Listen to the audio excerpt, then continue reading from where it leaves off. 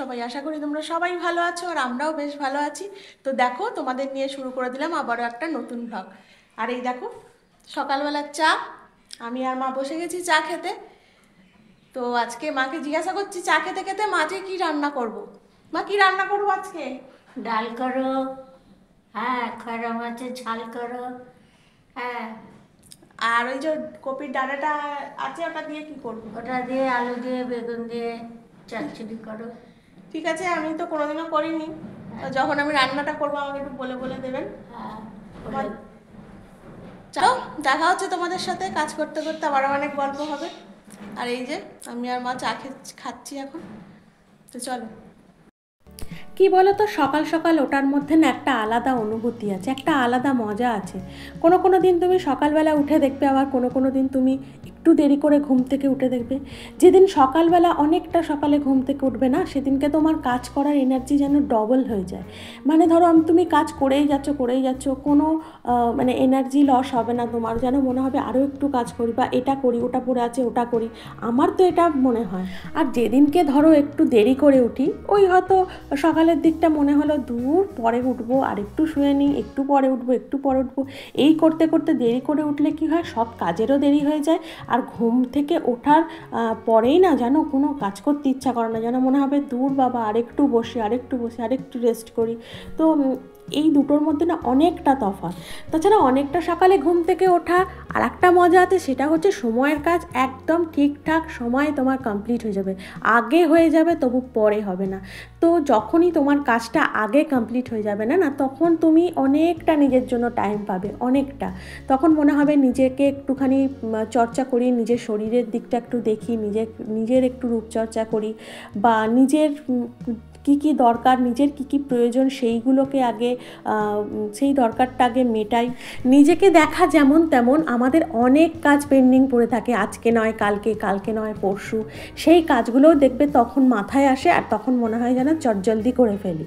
তো এটাই হচ্ছে সকালবেলা ওঠার অনেকটা বেনিফিট। আর দেখো তোমাদের সাথে গল্প করতে করতে আমার ঘর পরিষ্কারের কাজও হয়ে গেল। আর আজকে জানো তো বৃহস্পতিবার, তো বৃহস্পতিবার মাথায় আসলেই এই কথাটা আগে মাথায় আসে যে আজকে লক্ষ্মী পুজো। মানে আজকে ঘরের মা লক্ষ্মীকে খুব ভালো করে, খুব যত্ন সহকারে, ভক্তি ভরে আজকে পুজো দিতে হবে। আর কি বলো তো, বৃহস্পতিবারের দিকটা না কাজটাও একটু বেশিই থাকে।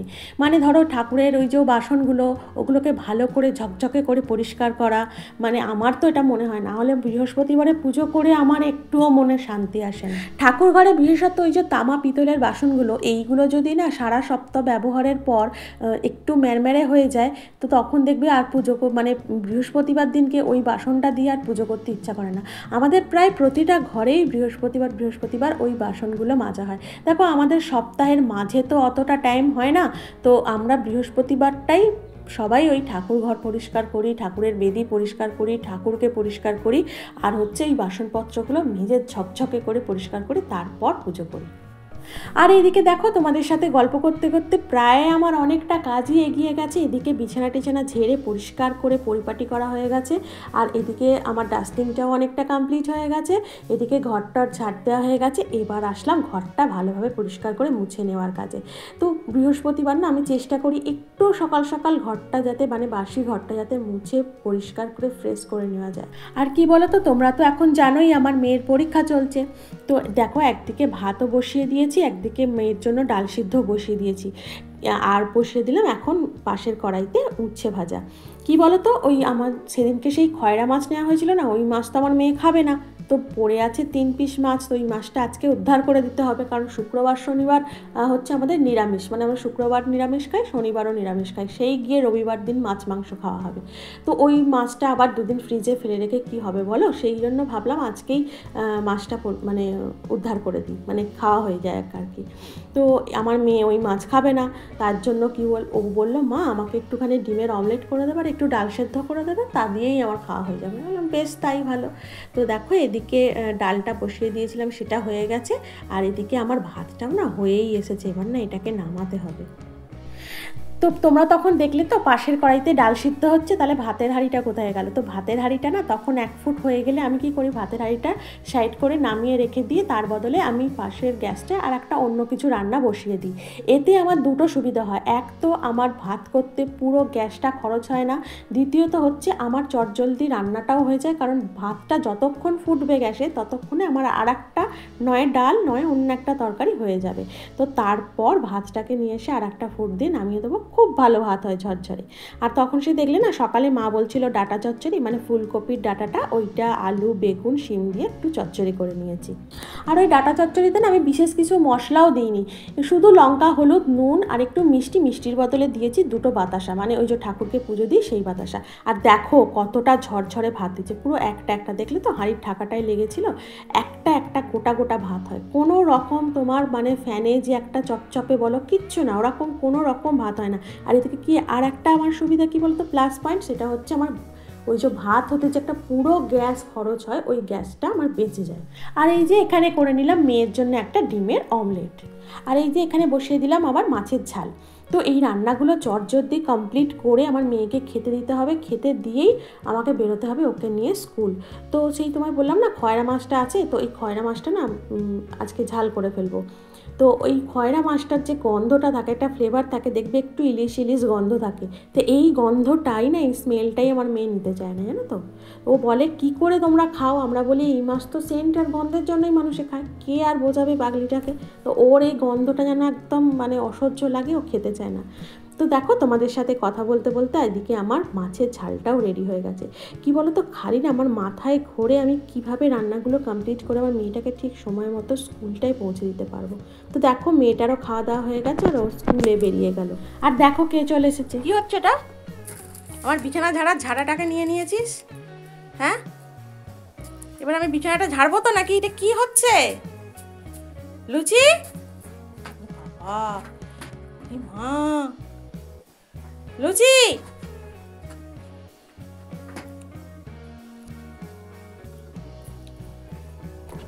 এই দেখো ক্রিমও মাখবে। কি হচ্ছে লুচি? দেখো খালি একবার, বিছানাও ঝাড়তে দিচ্ছে না, কিছুই কাজ করতে দিচ্ছে না। আজকে এত দুষ্টু করছে কি বলবো, কত দুষ্টু করছে ও। হ্যাঁ, চাদরটা ছিঁড়ে দাও। কি বলতো, ও না অনেকটা সকালে আসে আমাদের বাড়িতে, অনেকটা সকালে বলতে ওই ধরো 9:30 9টা। তো এখন তো আর আসতে পারছে না, কেননা এখন মেয়ের পরীক্ষা আছে, বড়দি ইচ্ছা করেই ওকে পাঠাচ্ছে না। তো মেয়ের পরীক্ষা আছে, তারপরে আমি ওই যে ওকে নিয়ে যাব, মানে মেয়েকে নিয়ে স্কুলে যাব, তার জন্য একটু তাড়াতাড়ি রান্নাবান্না করবো, কাজকর্মগুলো কমপ্লিট করব, সেই জন্য বড়দি না ইচ্ছা করেই ওকে পাঠাচ্ছে না। আর জানো মেয়েটাকে স্কুল দিয়ে আসার পর আমি যেই না একটু বাইরে মানে আমাদের বাগানের দিকটায় বেরোই, যেই না আমার গলার শব্দটা পাই, এত কুই করবে, এত ঘেউ, মানে এখন অল্প অল্প ডাকতে শিখেছে তো, হালকা ডাকে, গলা পেলেই আমার ও ডাকতে শুরু করবে। কি করবো বলো তো, না নিয়ে এসেও না থাকতে পারি না, আসলে আমার এগুলো এমনি খুব ভালো লাগে। তো তোমাদের সাথে গল্প করতে করতে দেখো আমার এদিকে গ্যাস চিমনিও পরিষ্কার করা হয়ে গেছে, আর কড়াটা না আজকে খুব পুড়েছিল জানো তো, কড়াটাও মাজা হয়ে গেছে। তো চান টান করে সোজা ছাদে চলে এসেছেন জামা কাপড়গুলো মেলে দিতে। এবার নিচে গিয়ে ভালোভাবে স্কিন কেয়ার করে চলে যাব পুজোর কাজে। শীতকালটা আমার খুবই ভালো লাগে, কেন বলো তো, আমি তো প্রচণ্ড ঘামি, আর শীতকালটা আমার কাছে হচ্ছে বেস্ট কাল। মানে এই সময় আমার ঘাম কম হয়, এই সময় আমার কাজ করতে অনেকটা এনার্জি লাগে। তো একটাই এর হচ্ছে মানে খারাপ দিক আমার কাছে, সেটা হচ্ছে প্রচণ্ড গায়ের একদম মানে 12টা বেজে যায়, মানে স্কিন টান পড়ে, আর আমার পা তো প্রচণ্ড ফাটে জানো তো। এবার না বেরিয়ে একটা আমাকে কেনাকাটা করতেই হবে। আমার যে পায়ের গোড়ালি ফাটার জন্য যে ক্রিমটা ইউজ করি সেটাও শেষ হয়ে গেছে, সেটা কিনতে হবে। এছাড়া টুকটাক কিছু শীতের শপিং বাকি আছে, ওটাকে কমপ্লিট করতে হবে। তো দেখো তোমাদের সাথে কথা বলতে বলতে আমি চলেও এসেছি পুজোর কাছে। তো প্রথমে আমি ঠাকুরগুলো তো পরিষ্কার করেই নিয়েছিলাম আগে। তো এবার আমি ওই ঠাকুরকে একটু সিঁদুর চন্দন পরিয়ে বসিয়ে দিলাম মা লক্ষ্মীর ঘট।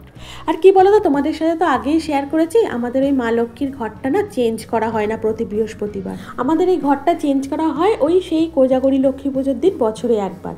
তো দেখো একটু তো ধুলো পড়ে, সেই ধুলোগুলো একটা শুকনো কাপড় দিয়ে পরিষ্কার করে দিয়ে ভালোভাবে তারপরেই আমি মা লক্ষ্মীর ঘরটা স্থাপন করবো। আমার পুজোটাও কমপ্লিট হলো।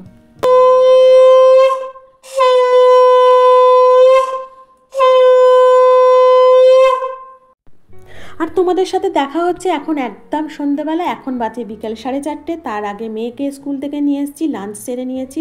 আর দেখো, কেউ বলবে 4:30 বাজে, একদম যেন মনে হচ্ছে সন্ধ্যা। তো দেখো আমি এদিকে সন্ধ্যাটাও দিয়ে নিলাম, ঠাকুরের কাছে ধূপ দ্বীপ জ্বালিয়ে শঙ্খ বাজিয়ে শুরু করে দিলাম আমাদের দয়ালের প্রার্থনা। তো আমার আজকের ভিডিওটা যদি তোমাদের ভালো লেগে থাকে তাহলে অবশ্যই একটা লাইক করো, কমেন্ট করো, আমার চ্যানেলটিকে সাবস্ক্রাইব করে আমার পাশে থেকো। তো আজকে ভিডিওটা এখানেই রাখছি, দেখা হচ্ছে পরবর্তী ভ্লগে। টাটা।